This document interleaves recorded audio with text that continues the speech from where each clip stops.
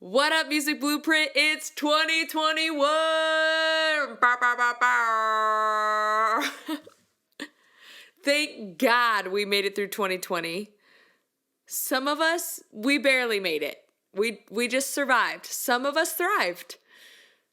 But nonetheless, the year is over, and I wanted to start our very first Music Blueprint podcast, 2021, with talking about making a plan. And I know you're thinking right now, okay, that's lame, and I'm gonna go to a different episode, or I'm gonna go to a different podcast channel. But this is so important to your success in making money as a musician. I can't stress it enough. So many people fly by the seat of their pants, and that doesn't work. Unless it just doesn't work long term, but it just rarely works ever. I mean, God, if it's worked for you, congrats, you are not the norm. And when you come up with a plan, every goal unwritten is a wish. And when you come up with a plan, those goals become a reality and they become tangible. So, with that being said, I'm going to walk through what I did and for 2021 and all these different things. But one of the things that I want to make clear is the reason why you come up with a plan for the year or for 10 years or 5 years or 2 years is you have to start thinking of yourself as a label. What does a label do? A label basically shuts down from the start of Thanksgiving all the way to February. Nothing really starts happening for labels for the most part. I mean, they have some releases and stuff like that, but really nothing starts happening for them until South by Southwest in March. So they take that time to create a plan for each one of their artists. What's their song release schedule? What songs are they wanting to release? Let's curate those. What playlists are we going to put them on?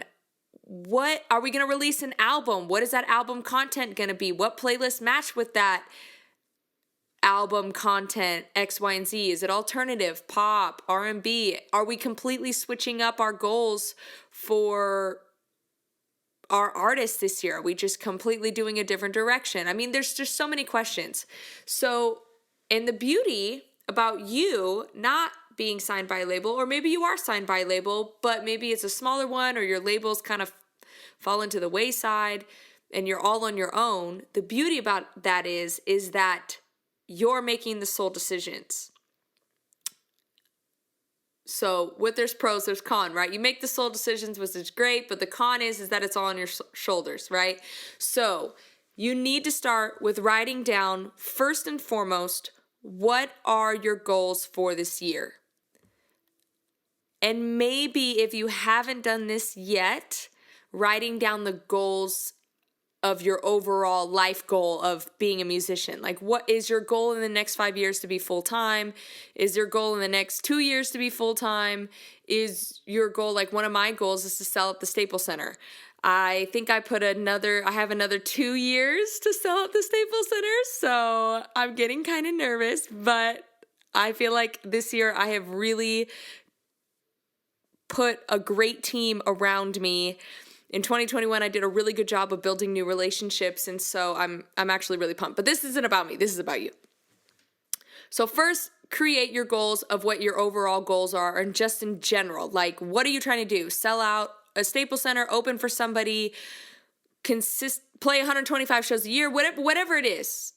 Write down those overall goals. Then work on your goals for how can your goals for 2021 get you to your overall goal of what you're trying to do in the next 2, 5, 10 years. So for me, my goals were to start, just to start playing shows, but to start playing more festivals. That has a higher exposure rate. I've started working with some people that run some festivals, and so my goal this year was to start running some festivals, in essence, to build my following, to get on a tour, a bigger tour, to open for some people, which would then get me my foot in the door to opening or to playing the Staples Center. All right. So that's one of my goals. So I wrote down all these goals of what I wanted for the year and had them line up to my overall goals. And then I started writing down all the details to make those goals for the year happen. So for instance, one of the things that really helps me connect with people and helps me do bigger things are my songs. I write a ton of songs in a year. I have loads and loads and loads that are just sitting in my library, which I hate and every musician hates. It's just irritating to see them there, especially when you believe in them, right? Like there's some that sit in my library that are hot trash, but there are a good amount that I really truly believe can do something if it's in the right hands. So I wrote down all the songs. I have a whiteboard. I have a small whiteboard and a huge whiteboard. And I wrote down all the songs that I wanted to release for my own project, that I wanted to release on my Alias project, and that I wanted to, the songs that I still believe in that I wanted to push to other artists. So I wrote them all down. And then when I wrote them all down, I put it all in an Excel sheet. Sorry, that's kind of hard to say. And started putting what the name of the song was, who were the people involved with the song, so I don't have to try to remember the song from 3 years ago. Who was in that session again? And there was like 10 people in it. And I'm like, I can't remember everybody's name. So I write who was in the session, who I want the song to be pitched to. And then I create that whole sheet and I send it to my whole team. And I had a meeting with my team about all these different things. Hey, so-and-so, I know you're 2 degrees of separation from J-Lo, or you're 1 degree of separation from Anne Marie or Katy Perry or whatever. And I started putting people on those specific songs to start pushing them. So I got a plan together. I also, within doing that, created a Dropbox folder that had all the songs in it. So they could take those songs, create their own folders with them, send them to the people that it needs to be sent to, et cetera, et cetera. So it's all about organization. And I know if you're not a person that's very organized, this sounds so tedious and just very overwhelming to you. So maybe take it in dribs and drabs and do it a little bit every day so you don't feel so overwhelmed. I did it all in one day because I was like, look, I don't want to take the time to be doing this, so I'm going to get it all done right now. But nonetheless, if you're not that kind of person, you don't have to be. Just do it in little sections. Or maybe you don't have that many songs yet, and maybe it would be easier for you to just do it in little sections. Totally fine. Whatever works for you. So after I got all of those together, then I sent them, to the respective parties and whatever, and now people are working on them. Cool. Task number 1 complete. The second thing I did was I sat down and figured out what is going to help me grow at my following as an artist. So what I did was I created, actually I should back up a second. The question was, what do I need to do to help me grow as an artist? And what I kept coming back to was content. So then I created a board, and this one I used my big board. Okay, there's I have a smallish board that's in my room, and then I have a board that's probably about 3 times the size of that, and that's what I use this board for. Now you can do this in your notes. You can do this wherever. What I would suggest is just printing it out and putting it in a place where it's in your face all the time. It's really easy to forget about what your goals were at the beginning of the year when you're not constantly being reminded of them. I can't remember who did this. I want to say it's someone like Mark Cuban or something. I can't remember. It might have been the guy who owns Virgin. But what he used to do was he would write down his goals for the year, and then he would print it out, get it laminated, and put it on his desk so that every day when he went to his desk to work, he saw what his goals were to keep him focused on what he was trying to accomplish for the whole year. And I think that's really, really smart. You need to keep it in front of your face because it's really easy to get caught up just in life or go down different rabbit trails. You know, some person was like, oh, well, do you want to go hang out this week or do you want to go on vacation? And you're like, yeah, sure, I want to go on vacation. But then you didn't plan ahead and you didn't create all the content you needed for the week that you were going to be gone. So then you just skipped a week of content. So if you have something in your face that's constantly reminding you, then what happens is you're overly prepared all the time. So you never have a lapse because everything with content has to do with consistency. And that's across every platform. It doesn't matter if the platform's new or old, it's all about consistency. So having it in front of your face is very, very important, which is why I do a whiteboard, because then I wake up every morning and I see my song list in front of my face every morning. It's right by my bed, hanging on my wall.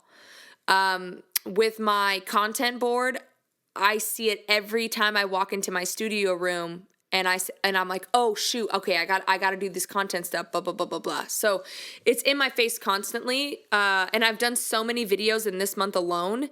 So it's definitely a good idea to do that. But going back to my content board, I wrote down every video that I wanted to do for the year.